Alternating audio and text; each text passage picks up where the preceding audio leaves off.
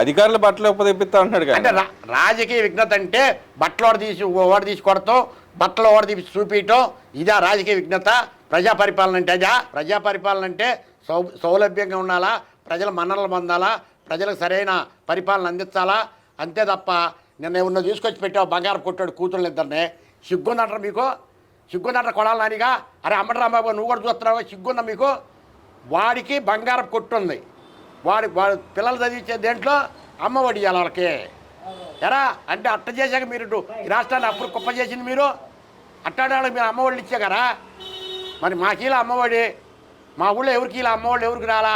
అసలు మీ గవర్నమెంట్లో లేనాడు ఎస్సీలు కానీ ఎస్టీలు కానీ ఎవడు ఒక్కడ భాగ్యవంతుడయ్యాడో ఒక్కడిని చూపించరు వచ్చి ఏ ఊళ్ళోనైనా సరే. మీ దగ్గర దమ్ము ధైర్యం ఉంటే ఈ మాట్లాడేవాళ్ళు ఎదవలు మొత్తం, ఈ మాట్లాడే ఎదవలు మొత్తం ఎస్సీలు ఎస్టీలు మైనార్టీలు ఉన్నారు. మీరు డబ్బులు పంచామంటున్నారు, పంచితే అమ్మఒడి పంచండి, బొమ్మఒడి పంచండి, మీ పాడ పంచండి. ఎవరైనా సరే మా ఊరే ఉంది, మా ఊళ్ళో 530 కుటుంబాలు ఎస్సీలు ఎస్టీలు మైనార్టీలు ఉన్నారు. ఎవడు భాగ్యవంతుడయ్యాడో ఒక్కడిని చూపించు వచ్చి, ఒక్కడిని చూపించండి మా ఊళ్ళో మీరు. అసలు మేము ఎస్సీ ఎస్టీల మీద మేము దాడులు చేయాలని అంటున్నారు కానీ మరి కిడ్నాప్ ఎందుకు చేసాడు అంటారు? అసలు వాడికి కావాల్సింది ఎస్సీలు ఎస్టీలు పైకి రాకుండా ఉంటానికేగా, వాళ్ళ మీద ప్రేమ ఉండి చేశాడు వీడు. మా ఎస్టీలు మా మైనార్టీలు అనేది ఎందుకు డయాస్ మీద? అన్ని దొంగ పలుకులు, దొంగ చిలక పలుకులు పలుకుతాడు వీడికి ఆస్కార్ అవార్డు ఇవ్వాలి వీడికి. ఎందుకంటే యాసాలు వేయటంలో కానీ భాష మార్చడంలో కానీ వీడికంటే గనుడు ఎవడు భారతదేశంలో లేడు. యాక్చువల్గా ఇవాళకి ఎమ్మెల్సీ కోడ్ ఉన్నా కూడా నిన్న జగన్మోహన్ రెడ్డి గారు వెళ్ళారు కానీ అంబటి రాంబాబు అంటున్నాడు, అడిగితే మేము అసలు ఎలక్షన్లో పోటీ చేయనప్పుడు మాకేడ కోడ్ అప్లికబుల్ అవుతుందని అంటున్నాడు.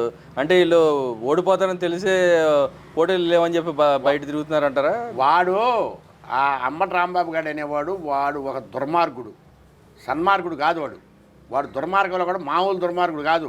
ఆ ముండకి 2004లో మా సోనియా గాంధీ గారు టికెట్ ఇస్తే ఆ ముండ పనికిమాలిన ముండ ఎమ్మెల్యే అయ్యి తర్వాత అదే పార్టీకి ఎన్నుపోటు పొడిచేవాడు. వాడు మాట్లాడడానికి ఎట్ట చాలామంది అయింది? ఎన్నికల కోడ్ చాలామంది ఎన్నికల కోడ్ పెట్టినప్పుడు ఉండదా? 144 సెషన్ పెట్టినప్పుడు అన్ని వాళ్ళు అందరు జిల్లాకు వర్తించదా? ఎరా పనికిమాలినోడా, పెద్ద రూల్స్ మాట్లాడతావు కదా, నువ్వు తలకు రంగు ఎందుకు అయ్యారు? ఇప్పుడు నువ్వు ఎత్తి తంతాడైనా నిన్ను జగన్మోహన్ రెడ్డి తంతాడు. ఎందుకంటే నీకు ఏ పార్టీ లేదు దిక్కు, నీకు కాంగ్రెస్ అయిపోయింది, తెలుగుదేశం అయిపోయింది, అన్నీ అయిపోయినాయి నీకు. అంటే దాంట్లో మరి గ్లామర్గా కనిపించాలి కండి, మరి ఎందుకు గ్లామర్ కలిపించడానికి మరి నల్ల రంగు వేయమనేది నేను. ఇంత ముంగల వేసేవాడుగా నల్ల రంగు వేయటం, టీ షర్ట్లు వేయటం, డ్యాన్సులు వేయటం.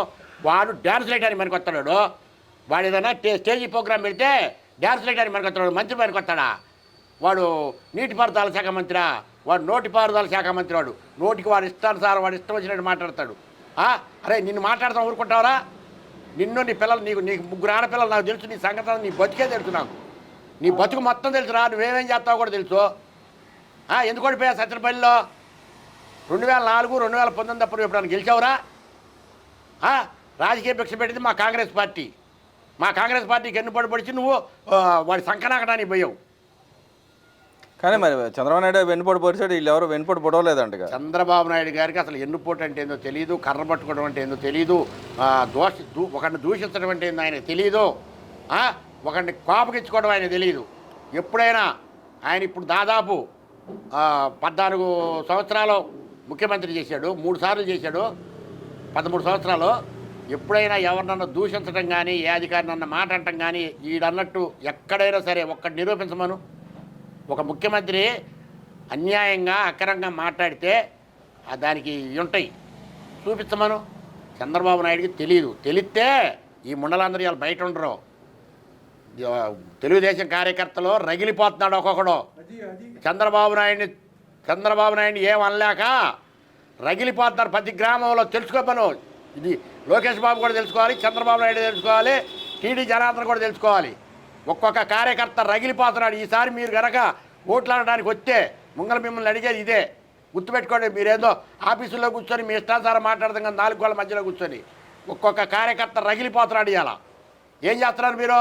ఏ విధంగా ఆయన తీసుకెళ్ళి జైల్లో వేస్తే మీరు అన్నీ ఉండాలని తీసిపోయి జైల్లో వేయరా? మీరు ఆ మాట అంటున్నారు, రగిలిపోతున్నారు అంటున్నారు. మరి ఆయన జగన్మోహన్ రెడ్డి అన్నారు, నేనే తెలుగుదేశం వాడిని కాదు బాబు, నేను కాంగ్రెస్ వాడిని. తెలుగుదేశం కార్యకర్తలు వచ్చి నన్ను అడుగుతున్నారు, మీ పార్టీ ఉంటేనే బాగుండేది మాకు. మరి ఈ చంద్రబాబు నాయుడు వల్ల, ఈ లోకేష్ వల్ల ఏం కాదు, ఈ తెలుగుదేశం పార్టీ వల్ల ఏం కాదు, వీళ్ళు ఏం చేయలేరు. మరి ఏం ఆధారం లేకుండా చంద్రబాబు నాయుడు 50 రోజులు జైల్లో 53 రోజులు జైల్లో పెడితే ఏమీ చేయలేకపోయారు? కానీ మీరు ఆ మాట అంటున్నారు కానీ జగన్మోహన్ రెడ్డి అన్నాడు అసలు లా అండ్ ఆర్డర్ లేదంటున్నాడు కదా, మరి మీరు అనేదానికి వారికి ఉండదు లా అండ్ ఆర్డర్. నువ్వు చూపించు లా అండ్ ఆర్డర్ ఏందో, నువ్వు చూపించవా? తార్ రోడ్డు మీద లా అండ్ ఆర్డర్ ఇది అని చూపించు. చూస్తే ఉలిక్కి పడాల రాష్ట్రం. రెండు సరిసి దెబ్బలైతే ముఖ్యమంత్రి హోంమంత్రి ఇద్దరు కలిసి వేస్తే, ఒకటో ఇద్దరు వేస్తే రాష్ట్రం ఉలిక్కి పడాలయా. అది చేతైన పెత్తనం చేయటం అది. అంతేగాని ఆగండి చేస్తాము చూస్తామంటే ఇక్కడ పోతున్నారయా, ఇక్కడ చస్తున్నారు. నీ కార్యకర్తలే చచ్చిపోతున్నారు. నీ కార్యకర్తలు ఇంట్లోంచి బయటికి రావట్లా. దీన్ని పెట్టుకొని ఊరేగితే సరిపోదు. అయినా మొన్న నిన్ను చూసి ఓటేశారనుకుంటావు చంద్రబాబు గారు, గుర్తుపెట్టుకో. ఆడి మీద ద్వేషంతో నీకు అంత మెజార్టీలు ఇచ్చారు ప్రజలు, నీ మీద నమ్మకంతో. ఆ నమ్మకాన్ని నువ్వు ఒమ్ము చేసుకోబాకు, నువ్వు కానీ మీ అబ్బాయి కానీ. అంతే. ఇప్పుడు ఒకడు అడుగుతున్నాడు, ఒకడు ఏమడుగుతాడు, ఏమయ్యా ఉద్యోగాలు ఇస్తా అన్నాడని ఉద్యోగస్తులు అడుగుతున్నారు. ఉద్యోగాలు ఇస్తానన్నాడు, ఆయనకు ఉద్యోగం వచ్చింది, వాళ్ళ అబ్బాయికి ఉద్యోగం వచ్చింది, మాకు ఉద్యోగాలు లేవని అడుగుతారా? ఏం చెప్పాలి సమాధానాలు ఇక్కడ కార్యకర్తలు అందుకని ఇంటి నుంచి బయటికి రావట్లా. మీరు ఆ మాట అంటున్నారు, మరి జగన్మోహన్ రెడ్డి ఏంది ఇలా అంటున్నాడు కదా, ఏదైతే వాళ్ళు ఇచ్చిన వాగ్దానాలు చేయట్లేదు అసలు వాడు ఇడిచేశాడయా. వాడి జోలు ఎందుకు మనకి? ఇంకా వాడు అసలు డిపాజిట్లు లేని అదమైపోయాడు. పద్దాలు వాడిని ఇది చేయొద్దు.